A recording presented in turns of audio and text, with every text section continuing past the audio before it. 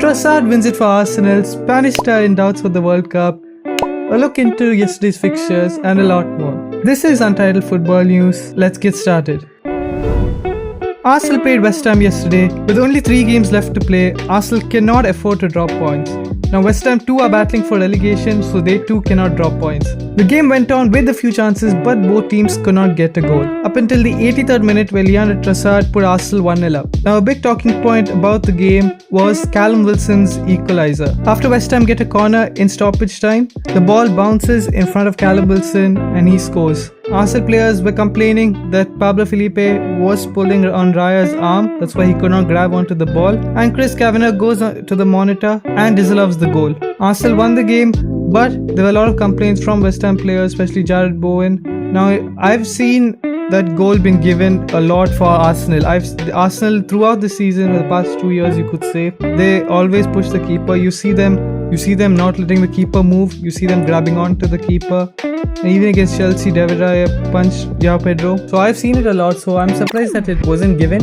I agree it could be seen as a foul, but usually when it's Arsenal scoring, I feel that they give it. So currently Arsenal will maintain their 2-point lead if Man City were to win their next game. Arsenal have only Burnley and Crystal Palace to play to win the league. So let me know what you guys think about the foul.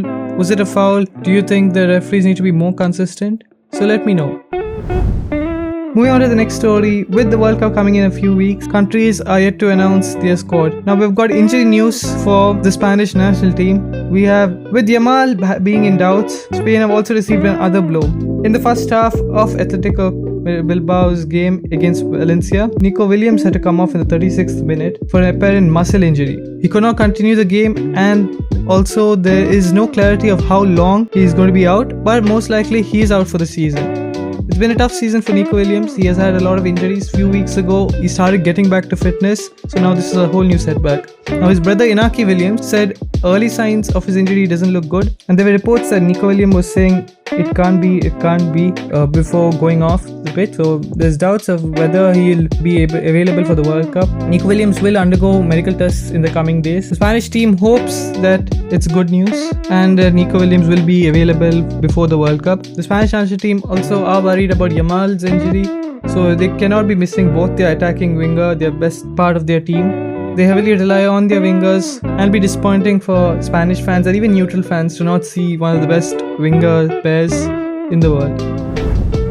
Moving on to yesterday's fixtures, we have Barcelona, who won La Liga yesterday after a 2-0 win against Real Madrid. This leaves an unattainable 14-point gap between second place Real Madrid. A really good free kick from Marcus Rashford and a goal from Ferran Torres helped Barcelona clinch their second consecutive league title. Real Madrid didn't have Valverde and Tchouaméni, obviously because of the suspension. Later on, also, it was found out that Mbappe will not be available because he had his own injury issues. Barcelona fans will be enjoying this. So let me know, Barcelona fans, how has the season been for y'all? Do you think you can win the Champions League next year? Because that seems like the only trophy missing for y'all. So let me know.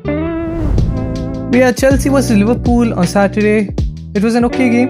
Early goal from Ryan Gravenberch. Then later on, a weird long-range free kick from Enzo, where the ball just managed to find its way in the net. Now, Chelsea fans felt an improvement after the last 6 games. I mean, anything would have been an improvement except the loss. Liverpool fans are frustrated with the way their team played. The defending didn't seem organized. There were a lot of gaps. Chelsea kept using the left-hand side for Cucurella to make runs. There were a lot of gaps in between their centre-backs as well, centre-back and full-back. And Liverpool seemed to have stopped trying after their first goal. They not sat back, but didn't try to go forward.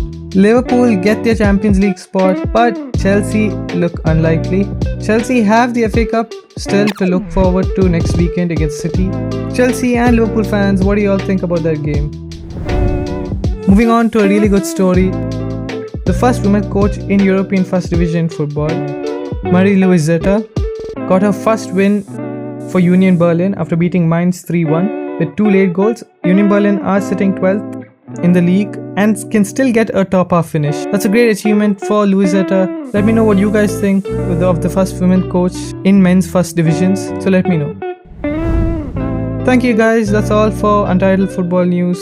I'll see you guys tomorrow. Make sure to like, share and subscribe.